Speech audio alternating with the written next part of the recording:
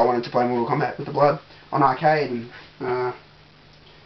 found it eventually and spent weeks in that arcade. It actually turned out it was pretty close to where I was. It was a smaller arcade called Magic City in Camberwell, and I used to go out there, and they had Mortal Kombat 1 and 2, and they had Cruis'n USA, and they had Killer Instinct. They had them all. And I used to play Mortal Kombat 1 and 2 religiously there, like just constantly. And I had my first reptile battle there, which I'll never forget. I'm like, oh my god, what's happening? You know, I remember people crowded around. That was really cool. You can't beat that in the arcades. You know you're good when people crowd around you and you do something cool like unlock reptile, and everyone's like, who the fuck's that, man? Who's that green guy? I've never seen that guy before. When I played Mortal Kombat in Queensland, because I played it so much without blood and that, I actually got very good at the game, at beating the computer and knowing when to fly kick, and a lot of people think that's just how I play the game, but I only do it in that reptile video. When I play Mortal Kombat casually, I add in roundhouse, sweeps, strips, punch, all that stuff, super moves, mix it up. But when you're fighting reptile, you can't muck around. You only get that chance every so often, and you have to just go for the double flawless, otherwise you're not going to get him. Simple as that.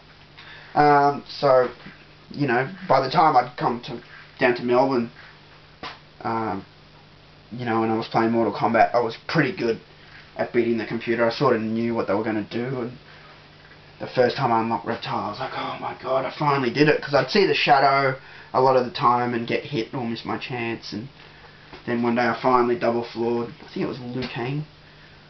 I don't know. And I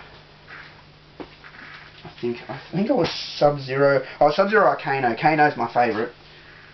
And yeah, fought Reptile, and everyone crowded around and was like, how'd you do that? You know, you know, that's something I miss in the Mortal Kombat games. Is Ed Boon talked about it being a really odd set of circumstances to unlock Reptile. You know, having the shadow, getting a double flawless, not pressing block, and doing a fatality, and having all those things happen. You know, and they never did that in another game, which I was sort of mad about. You know, even seeing Reptile clues in the arcade versions of Mortal Kombat and Mortal Kombat 2, Smoke, Noob, Jade clues were really rare, really scarce. In fact, people comment on, I've got a video on YouTube that has a Reptile clue, and a lot of people ask me how I got it, and I'm just like, it's random and it's really hard to get. You know, I just happened to get it here one day when I was making videos. But yeah, after the novelty of Mortal Kombat 1 and 2 wore off, I started playing that Killer Instinct game, which was in the same arcade, and that was cool. That was awesome. I loved Killer Instinct. I had to take it back when I said, that sounds shit, you know. I'm like, oh my god, this game's cool. Excuse me, got a bit of a cold. But I couldn't believe how fast-paced it was, and the combo system was crazy. I mean, the combos you could do in Killer Instinct. I was watching this guy with Fulgor, and I'm like, oh my god, that's cool. And he was doing all the... There's a killer combo where he comes in with his like robot claw, like, and then finishes sort of like with a dragon uppercut, sort of Street Fighter style. And then you do like the fireballs. Yeah. But yeah, I started to play Killer Instinct, and I wasn't too bad, but I could never beat it. I could never beat Killer Instinct on arcade. It was just too dangerous, that game. Yeah, it really had to be on your game to beat Killer Instinct. But I'm hoping that one day I can get the Killer Instinct arcade board, because I've got a few games here. No, I just changed there's a circuit board inside. I've got Mortal Kombat 1, 2 and Ultimate Mortal Kombat 3, Ninja Turtles and Double Dragon. They're in these boxes here with the game boards. But yeah, I'd like to have Killer Instinct one day. It's got a hard drive though, so it's a bit dodgy. Killer Instinct 1 and 2. Yeah, it's weird. Whereas these games, they run off sort of flash ROM chips, sort of like what's in your USB stick, you know, but it's all wired into one big circuit board. Yeah, what else can I talk about? Mortal Kombat 3, yeah. The first time I heard about Mortal Kombat 3 was my cousin who told me about Mortal Kombat originally, that I mentioned earlier. His sister said, have you heard about Mortal Kombat 3? And I'm like, no. And I'm like, oh, apparently they've got it in the city.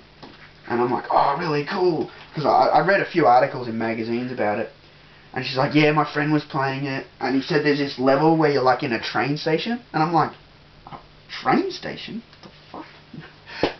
Sure this is Mortal Kombat you were talking about, you know? After seeing Outworld in Mortal Kombat 2 and the living forest with those trees, you know.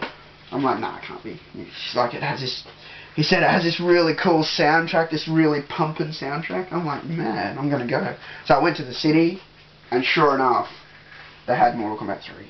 And I was like, oh, that's so cool. Man. And then I wasted no time getting change and putting money into that and being like, oh, cool, I'm going to pick Scorpion. Sweet. Scorpion. Never go wrong with Scorpion or Sub-Zero or Kano. So I chuck my money in, and it's like, comes up, choose your fighter. And I'm like, huh? I'm like, is that Scorpion? Why the fuck has he got like a robot mask on? Oh, if there's Sub-Zero, I can see that he's like blue. I'm like, what's with that line on his face, man? Oh, what's going on here, man? Who are these people? It was sort of crazy, you know, that was sort of a crazy decision to not have Scorpion in Mortal Kombat 3. And I'm like, you know, I'll try this yellow guy. And I went Cyrax. And, you know, it was pretty cool. Someone showed me, you just do the net, man. And I'm like, I think I beat a few people before getting my ass handed to me. But then I tried the red guy. I tried the red guy, which was Sector, of course. And he became my favourite. I'm like, oh, he's so cool, man. This teleport kick, man. This teleport uppercut, sorry. Yeah, teleport uppercut was awesome with Sector and just, you know, sort of juggling. It reminded me of Scorpion, sort of juggling them up in the air for that free hit. I mean, I know Cyrax was like that, but I didn't like the way when you netted someone with Cyrax, they came towards you like, just, I don't know, just, it looked sort of funny or something. I just liked it more with Sector, how it was just like, boom, straight up, and just like, they'd float up in the air, and then you just sort of come in there with the run button, just be like, you know, and uppercut him again or something, you know, and you had those homing missiles, which became a lot of fun, spamming with them. I used to love just filling up the screen with them.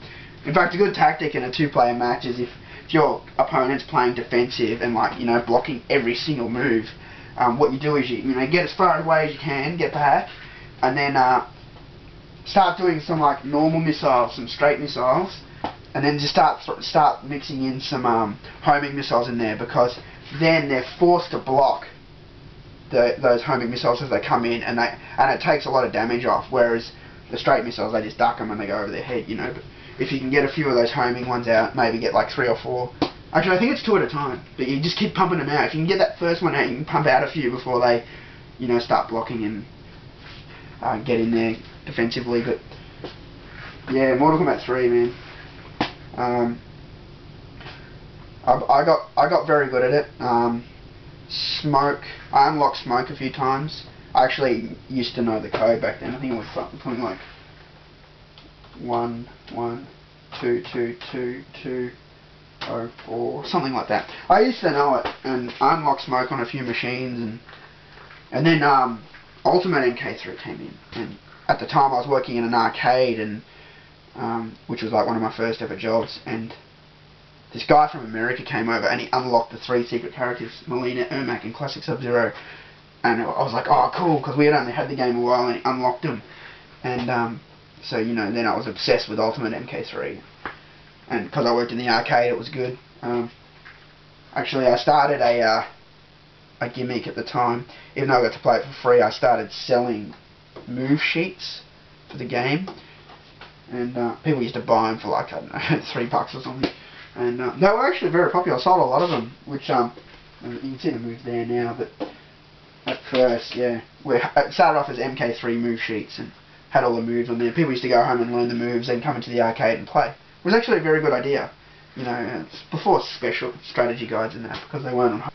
So yeah, people used to love them, and yeah, what happened was, you know, I worked in that arcade for a long time, and then I decided I want to fulfill my dream of owning one of these machines, you know, after I've